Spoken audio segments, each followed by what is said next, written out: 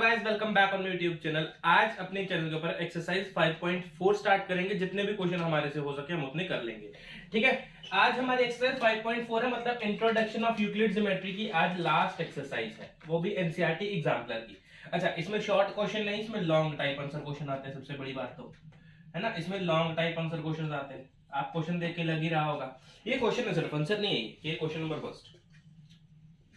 Question number first.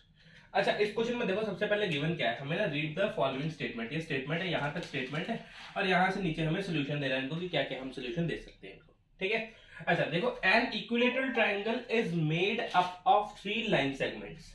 ठीक है, ये हम पढ़ लेते हैं। Out of which 2 line segments are equal to the third one and all its angles are ई 60 डिग्री ईच। हर एंगल 60 डिग्री का है। आपने क्या बताना है इनको, आपने इनको बताना है define the terms in this definition which are feel necessary. आपने उन टर्म्स को, इनकी डेफिनेशन बतानी है, इनको आपने उन टर्म्स की डेफिनेशन बतानी है जो आपको लग रहा है कि जरूरी है, इसमें आनी चाहिए थी, हमें उसकी डेफिनेशन बतानी चाहिए। देखो, सबसे पहला क्या है, सबसे पहले आ रहा है हमारे पास लाइन सेगमेंट। लाइन सेगमेंट आ रहा है, an equilateral triangle is made up of 3 line segments out of which 2 line segments are equal to the third angle. Its, ये एंगल आ रहा है एक। 2 मिनट, इसमें एक पॉलीगन भी था। 2 मिनट रुकना जरा, मैंने क्वेश्चन सही लिखा क्या? Equilateral triangle is a polygon, यहां पे पॉलीगन भी आ रहा है, इज अ पॉलीगन। ये भी एक टर्म डिफाइन करने के लिए, एक ये भी टर्म डिफाइन करने के लिए और एक एंगल भी टर्म डिफाइन करने के लिए। तो आप यहां पे आप लिख दो पॉलीगन, लाइन सेगमेंट और एंगल। सबसे पहले इन्हीं 3 चीजों के ऊपर ध्यान दो कि पॉलीगन क्या होता है, लाइन सेगमेंट क्या होता है और एंगल क्या होता है। पॉलीगन का तो सबसे पहले बताओ, a closed surface, a closed figure bounded by, इसको मैं यहां एरेज करता हूं, a closed figure bounded by 3 or more line segments. A closed figure bounded by 3 or more line segments is called a polygon. सबसे पहले define कर दी। Second आपने क्या डिफाइन करना है, लाइन सेगमेंट। ये हमने कहां पे, ये हमने कहां पे डिफाइन कर रखा है, हमने अपनी एनसीईआरटी की बुक में भी हमने ये डिफाइन चीज कर रखी है। ठीक है, तो लाइन सेगमेंट हमारे पास क्या आएगा, part of a line with 2 ends, part of a line with 2 and points, एक ऐसा लाइन, या फिर आप इसको बोलते हैं it is a terminated line, जो लाइन खत्म हो जाए। लाइन सेगमेंट क्या है, यही तो है, यहां से यहां तक ये क्या लाइन सेगमेंट है। इसका 2 पॉइंट है हमारे पास, 1 और 2। ठीक है, इसको बोलते हैं लाइन सेगमेंट। अच्छा, थर्ड क्या है, थर्ड है एंगल। यहां पे लिख दो इसका एंगल का, थर्ड है हमारे पास एंगल को डिफाइन करना है हमने। सबसे पहला हम यही क्वेश्चन कर रहे हैं, define the term in which definition you necessary. यहां से यहां तक का पहला क्वेश्चन है, हमने फर्स्ट क्वेश्चन यहीं से यहीं तक किया, अभी नेक्स्ट आगे पढ़ा भी नहीं है हमने। फर्स्ट डेफिनेशन ये रही, सेकंड लाइन सेगमेंट की, तीसरी हमें पता है एंगल की देनी है, तो हम एंगल की भी डेफिनेशन दे देते हैं। एंगल क्या होता है, a figure formed by 2 rays, a figure formed by 2 rays with one common point,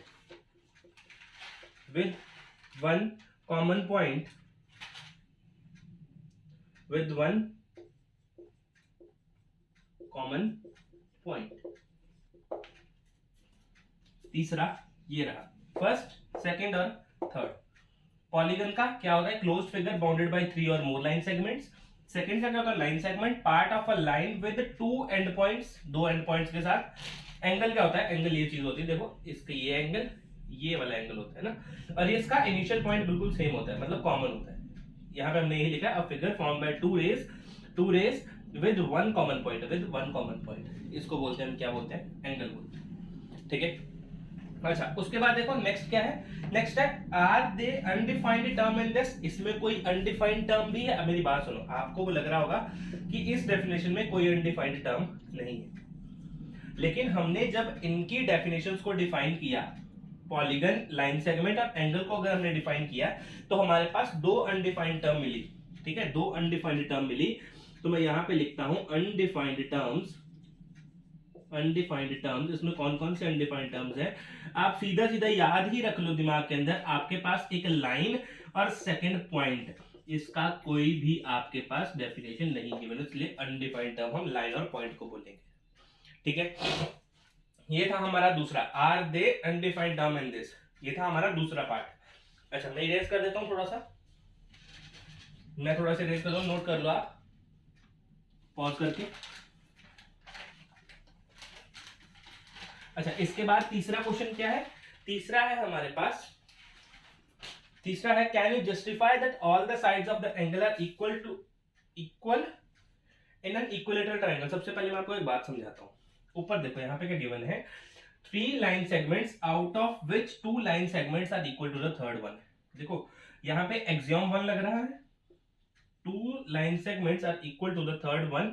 ठीक, यहाँ पे एक्सियोम 1 लग रहा है, कैसे लग रहा है, same things equal to the same are equal to each another. ठीक है, अगर सेम थिंग सेम के इक्वल है तो आपस में भी इक्वल होगी, एक्सियोम 1 है हमारा। ठीक है, तो यहाँ पे यहां तक हमारा एक्सियोम 1 लग गया। और एंगल्स के लिए भी हमारा, एंगल्स के लिए आपका सबसे पहले याद रखो पोस्टुलेट लगता है, पोस्टुलेट लेकिन 90 डिग्री के लिए लगता है, यहाँ पे तो पोस्टुलेट 60 डिग्री के लिए, हम 60 डिग्री को कोई पोस्टुलेट नहीं लगाएंगे, इसमें भी एक्सियोम 1 ही लगाएंगे हम, इसमें भी एग्जाम 1 ही लगाएंगे। अगर एंगल 1 60 के बराबर है, एंगल 2 60 के बराबर है, एंगल 3 60 के बराबर है, तो एंगल 1, एंगल 2 और एंगल 3 भी आपस में इक्वल होंगे, ये एग्जाम 1 हमारा बोलता है। ठीक है, इतनी सी बात समझ में आई। Can you justify that all sides and all the angles are in equilateral triangle. Equilateral triangle में है क्या वो, हम इनको इंग्लिश में लिख के बताएंगे। ठीक है, यहाँ पे हमारा मैथ खत्म, यहाँ पे हम इंग्लिश में इनको लिख के दिखा देंगे। Given question all the angles of equilateral triangle,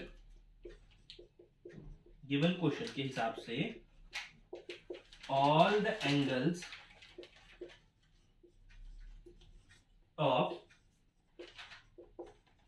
equilateral triangle, all the angles of equilateral triangle are 60 degree each, are 60 degree each, since all the sides of the equilateral triangle are equal, since all the sides of the equilateral triangle, ये लिखा equilateral triangle, equilateral triangle are equal, are equal, ये question के हिसाब से। ठीक है, अब आप क्या बोल दोगे, hence all sides and angles in an equilateral triangle, in an equilateral triangle is equal. ये हमारा सोल्यूशन था। ठीक है, इतना सा सोल्यूशन था हमारा, 3 पार्ट्स में क्वेश्चन डिवाइड थे, इसलिए थोड़ा सा क्वेश्चन बड़ा बना। ठीक है, नोट कर लो इसको कॉपी के ऊपर। ठीक है, इसके बाद करते हैं अपना क्वेश्चन नंबर 2। ये है हमारा क्वेश्चन नंबर 2। अच्छा, इस क्वेश्चन नंबर 2 में देखो क्या है, इन्होंने बोला 2 intersecting line can not be perpendicular to the same line. इससे पहले बना लेते हैं, ये रहा और ये रहा, इंटरसेक्टिंग परपेंडिकुलर लाइंस तो होती नहीं है, अब क्या करें। अच्छा, अब मेरी बात सुनो, इन्होंने क्या बोला है, it is an equivalent version of Euclid's fifth postulate. Euclid के फिफ्थ पोस्टुलेट के 2 वर्जन है, एक प्लेफेयर वर्जन, ठीक है, और दूसरा है ये वाला ही वर्जन। मैं आपको बताऊंगा कैसे, ये इसमें क्या आपने करेक्टनेस करनी है और आपका यूक्लिड का फिफ्थ पोस्टुलेट बन जाएगा। ठीक है, यहाँ पे सुनो, प्लेफेयर वर्जन क्या बोलता है, मान लो अगर आपके पास कोई लाइन गिवन है, ठीक है, कोई लाइन सेगमेंट गिवन है, और या इस लाइन के ऊपर कोई पॉइंट नहीं लाई कर रहा, वो कहीं दूर लाई कर रहा है, एम पॉइंट, तो जो उससे लाइन गुजरेगी, यूनिक लाइन गुजरेगी, वो आपकी लाइन सेगमेंट के पैरेलल होगी। ठीक है, मतलब कहने का मेरा मतलब ये है कि यूक्लिड का फिफ्थ पोस्टुलेट जो है वो पैरेलल लाइंस को डिफाइन करता है, परपेंडिकुलर को नहीं करता है। ठीक है, पैरेलल लाइंस को डिफाइन करता है, परपेंडिकुलर लाइंस को डिफाइन नहीं करता है। अच्छा दूसरा क्या है, दूसरा है हमारे पास two intersecting line can not be perpendicular, नहीं, सिर्फ और सिर्फ परपेंडिकुलर की जगह अगर आप पैरेलल लगा दो तो यही यूक्लिड का आपका फिफ्थ पोस्टुलेट है। ठीक है, अब आप क्या लिखोगे, इन्होंने बोला, इन्होंने गलत बोला था, लेकिन two intersecting lines can not be perpendicular to the same line, आप यहां पे लिखोगे नो, आंसर लिख दो नो। ठीक है, और अब आप ये दोनों आप डिफाइन कर दो, मैं यहाँ पे आपको डिफाइन करके लिख देता हूं कि यहाँ पे आपने कौन कौन से दो पोस्टुलेट यहाँ पे कौन कौन कौन से आपने लिखने हैं। देखो आप क्या लिखोगे, for every line L, for every line L and for every point P, and for every point P, every point P not lying on the Z,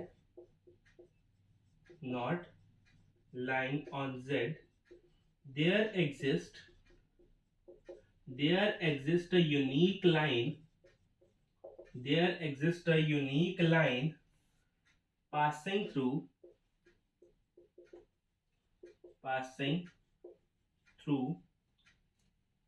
P and parallel to Z।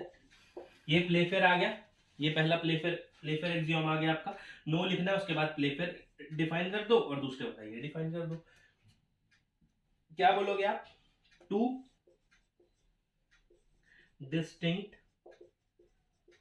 Intersecting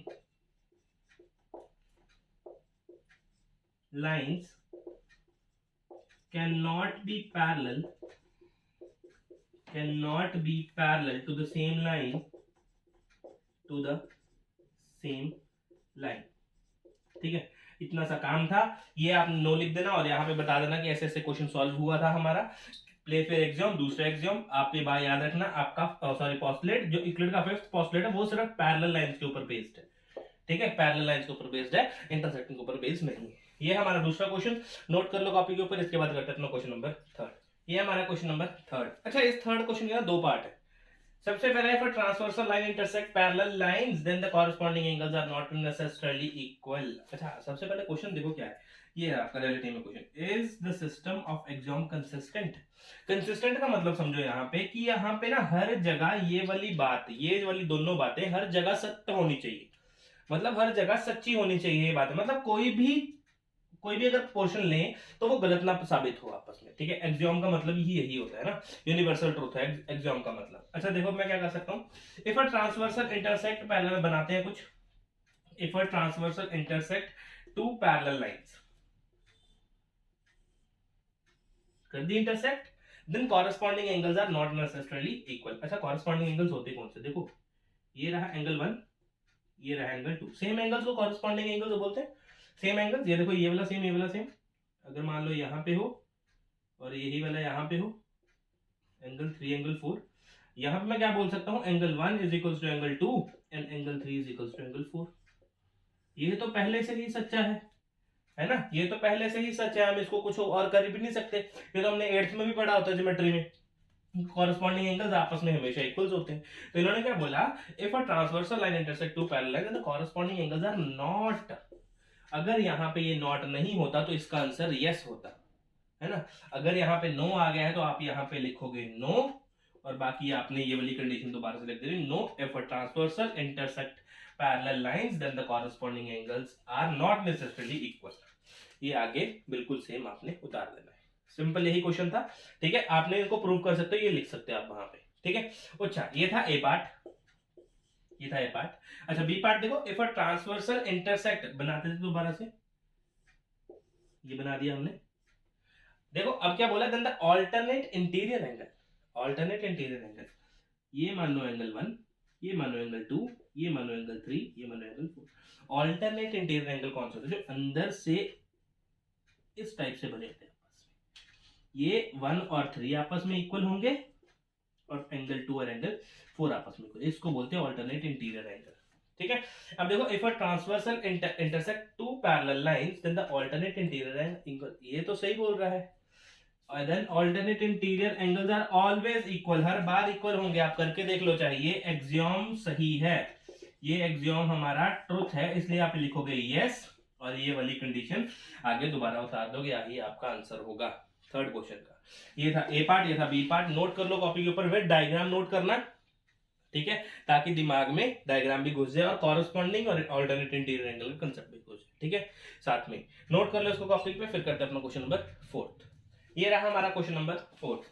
question number fourth बिल्कुल same question number third की तरह। देखो अब मैंने क्या बोला, if two lines intersect to each other, करो intersect करो, दोनों लाइंस इंटरसेक्ट करवा दी हमने, then the vertically opposite angles are not equal. ऐसा भी होता है कभी क्या, ये एंगल 1 और एंगल 3 आपस में इक्वल नहीं होंगे। कैसे नहीं होंगे, ऐसे ही नहीं होंगे। ये देखो एंगल 1 और एंगल 2 यहाँ पे होगा, ठीक है, एंगल 4 यहाँ पे होगा। हम बना लेते हैं क्या जा रहा है। अब मेरी बात सुनो, मैं कुछ करता हूँ यहाँ पे, मान लो 3 कैंसिल कर दो, यहाँ से 3 हटा दो, 4 तो लो ही नहीं अभी, ठीक है। 3 अगर हटा देते हो तो आप बचा कितना, 1 और 4, angle 1 plus angle 2 is equals to 180 degree. Reason by linear pair, by LP linear pair. अच्छा अगर मैं यहां से एक को हटा दूं तो कितना बना, angle 2 plus angle 3 is equals to 180 degree. ये बाय एक्सियोम 1 अगर things equal to same thing are equal to each other, यहां पे मैं लिख सकता हूं angle 1 plus angle 2 is equals to angle 2 plus angle 3। 2 से 2 कैंसिल हो जाएगा, angle 1 is equals to angle 3। लो प्रूव भी कर दिया। ये तो हर बार यूनिवर्सल ट्रूथ है, ये तो यूनिवर्सल ट्रूथ है। ये और ये आपस में हमेशा इक्वल होंगे। Vertically opposite angles are always equal to each other when two lines intersect to each other, ठीक है। अब देखो अब क्या करूंगा मैं, कुछ नहीं करूंगा सर, यहाँ पे लिखो सिर्फ नो लिखो और यहाँ पे आप अपनी कंडीशन बता दो, if two lines intersect each other then the vertical opposite angles are not equal, ठीक है। यहाँ पे आप अपनी कंडीशन आगे जो सेम है वो वाली लिख सकते हो। सेकंड क्वेश्चन देखो, कंसिस्टेंट का मतलब मैं पहले बता चुका था, इसलिए मैं दोबारा नहीं बताया। If a ray stands on a line, एक लाइन और रे वहां पे कोई स्टैंड कर रही है ऐसे करके, पॉइंट मान लो इसको P Q R S ऐसे कुछ पॉइंट मान लो, then the sum of two adjacent angles are so formed is equal to 180। मान लो ये 1 है एंगल और ये 2 है एंगल, ठीक है, 1 और 2 एंगल है, इनका सम वो बोल रहा है क्या 180 डिग्री होगा, 180 डिग्री होगा। मेरी बात सुनो, इसको हटा दो, लाइन है ही नहीं है वाली, रे नहीं है। अगर रे नहीं है तो पूरा एंगल कितना है, 180 डिग्री। अगर मैंने ब्रेक कर भी दिया बीच में से, एक आधा एक को दे दिया, आधा 2 को दे दिया, तो 1 + 2 भी तो 180 डिग्री होगा बाय लीनियर पेयर से, बाय एलपी से, ठीक है। तो ये तो यूनिवर्सल ट्रूथ है। यहाँ पे देखो, if a ray stands on a line then the sum of two adjacent angles are so formed is equal to 180 degree. Yes this axiom is true. तो आप यहाँ पे लिख सकते हो, yes if a ray stands on a line then the sum of two adjacent angles are so formed is equal to 180 degree. ये था हमारा क्वेश्चन नंबर 4 का ए पार्ट और बी पार्ट। नोट कर लो विद डायग्राम, ठीक है। इसके बाद करते हैं क्वेश्चन नंबर 5 और उसके बाद वीडियो खत्म। चलो ये है हमारा लास्ट क्वेश्चन। लास्ट क्वेश्चन क्या देखो मैंने यहाँ पे हमने इनको बताना है कि ये जो हमें 3 स्टेटमेंट्स दे रखी हैं, क्या वो कंसिस्टेंट है या फिर इनकंसिस्टेंट है। सिंपल सी बात बता देंगे इनको हम, things which are equals to the same thing are equal to one another. Axiom number first यहाँ पे लिख देते हैं साथ साथ, एक्सियोम नंबर फर्स्ट। एक्सियोम का मतलब है परम सत्य, है ना, परम सत्य, हर बार सच ही रहेगा ये। सेकंड है, if equals are added to the equals then whole are equal. Axiom number second, axiom number second, ठीक है। थर्ड क्या है, things which are double of the same thing are equal to one another. अच्छा उसके बाद क्या आ गया, axiom number 6 आ गया। एक्सियोम नंबर 6, अच्छा ये तो तीनों एक्सियोम लिख रखे हैं। अगर ये तीनों एक्सियोम लिख रखे हैं तो ऑफ कोर्स ये कंसिस्टेंट होंगे भाई। अब ये कंसिस्टेंट ही हैं, एक्सियोम्स इनकंसिस्टेंट थोड़ी ना होते हैं। कंसिस्टेंट मतलब परम सत्य, है ना, एक्सियोम का मतलब भी वही होता है, ठीक है। तो मैंने यहाँ पे आपको बता दिया, एक्सियोम फर्स्ट ये है, सेकंड ये है और 6th ये है। तो नोट कर लो इसको कॉपी के ऊपर। यही था हमारा क्वेश्चन और आज का वीडियो यही था हमारा। पूरा का पूरा चैप्टर कंप्लीट है, एनसीईआरटी बुक से भी और एनसीईआरटी एग्जाम्पलर से भी, ठीक है। इसके मैंने अलग से प्लेलिस्ट बना रखे हैं, अगर आपने पूरा चैप्टर देखना तो वहां जाके इजीली आप देख सकते हैं, ठीक है। तो मिलते हैं अगली वीडियो में। अगर वीडियो पसंद आ रहा है तो चैनल को सब्सक्राइब कीजिए, लाइक कीजिए, ज्यादा शेयर कीजिए, ठीक है। मिलते हैं अगले वीडियो में नए चैप्टर के साथ, तब तक अलविदा, थैंक यू।